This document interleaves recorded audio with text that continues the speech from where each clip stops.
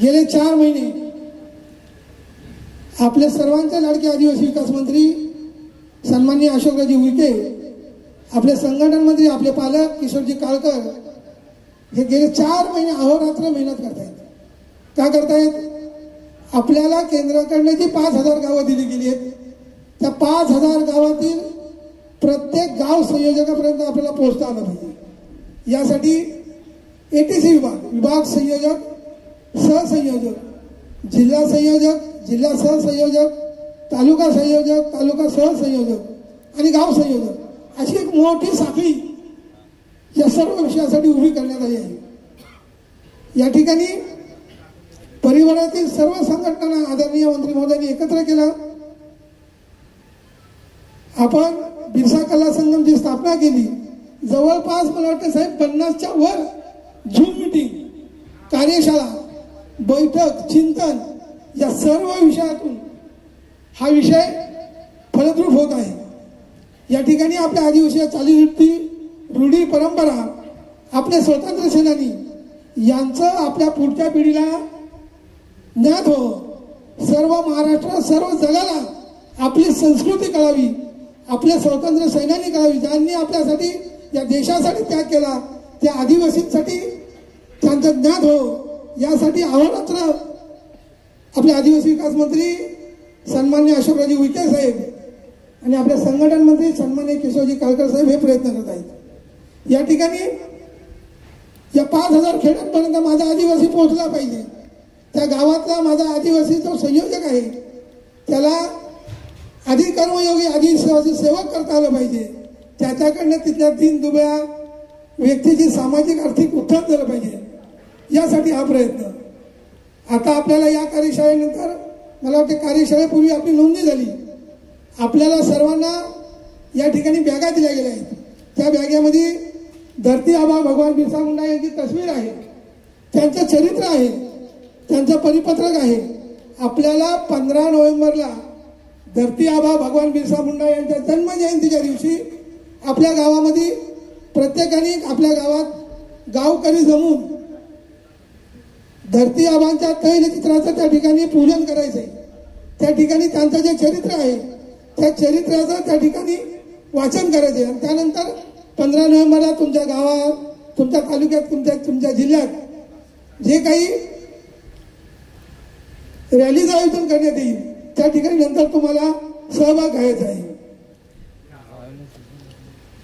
या ठिकाणी 15 नोव्हेंबर धरती आबा भगवान बिरसा यांचा जन्मजयंती दिवस.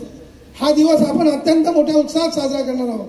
मी तुम्हाला सर्वांना या जन्मजयंतीच्या मनापासून शुभेच्छा देतो. खरं म्हणजे हे एक पवित्र स्थान आहे ज्या ठिकाणी आपण आता बसलो आहोत. आईसाहेब जिजाऊंच्या पवित्र पदस्पर्शाने पुनीत झालेली ही भूमी आहे. या ठिकाणी जिजाऊ मासाहेब प्रसूतीपूर्वी काही दिवस थांबल्या होत्या. अशा या शिवगर्भ संस्कार भूमीमध्ये मी आपल्या सर्वांचं पुन्हा एकदा स्वागत करतो. खरं म्हणजे आपला राजा या ठिकाणी आलाय. थोडा प्रोटोकॉल सोडतो. जरी मी प्रदेशाचा संयोजक असलो तरी मी इथला स्थानिक रहिवासी आहे. त्यामुळे इथल्या मागण्या तुमच्या कानावर घातल्याशिवाय मला पर्याय नाही. या ठिकाणी साहेब मालवणी किल्ल्यावर ये जा करण्यासाठी आदरणीय उपमुख्यमंत्री अजितदादा पवार यांनी शब्द दिला होता निवडणुकीच्या अगोदर. आम्ही त्यांचा शब्द पाळला आहे. आपल्या माध्यमातून आपण पुन्हा एकदा त्यांना पत्रव्यवहार करून आठवण करून द्यावी. या किल्ल्यावर येण्या जाण्यासाठी रोपवे झाला तर माझा तमाम आदिवासी बांधव जो या ठिकाणी राहतो त्याची प्रगती होईल, त्याची उन्नती होईल. या ठिकाणी माऊलीच्या पायथ्याशी मोठा बंधारा हवा अशी एक नैसर्गिक भूमी उपलब्ध आहे. या ठिकाणी मोठा बंधारा झाला पाहिजे. आमच्या नामपडाच धरण बरेच दिवस नसो, बरोबर ना? नामपडाच धरण आमच्या बऱ्याच वर्ष आमचं अपूर्ण अवस्थेत आहे. ते आमच्या नामपडाच धरण झालं पाहिजे. नारायणगाव कुडशे तिथे एक धरण झालं पाहिजे. आद्यक्रांतीवीर राघोजी भांगरे यांना सेंट्रल जेलमध्ये फाशी देण्यात आली. त्या ठिकाणी त्यांचं उत्तम असं स्मारक व्हावं आणि त्याचा प्रस्ताव आम्ही आपल्याकडे दाखल केला आहे. आपण त्वरित त्या प्रस्तावाला मान्यता द्याल अशी या सभागृहाच्या वतीने मी आपल्याकडे मनपूर्वक आग्रहाची विनंती करतो.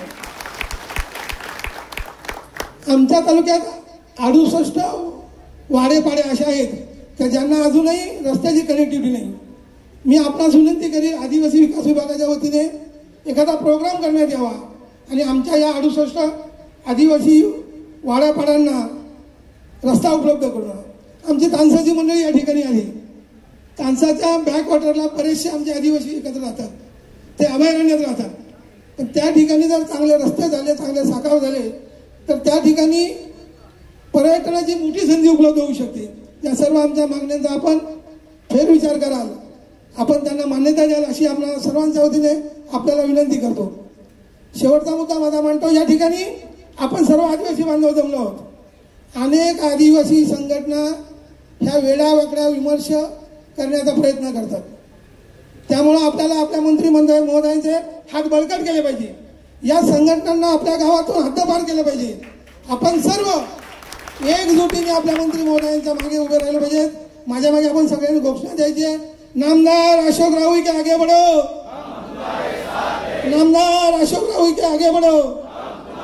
धन्यवाद.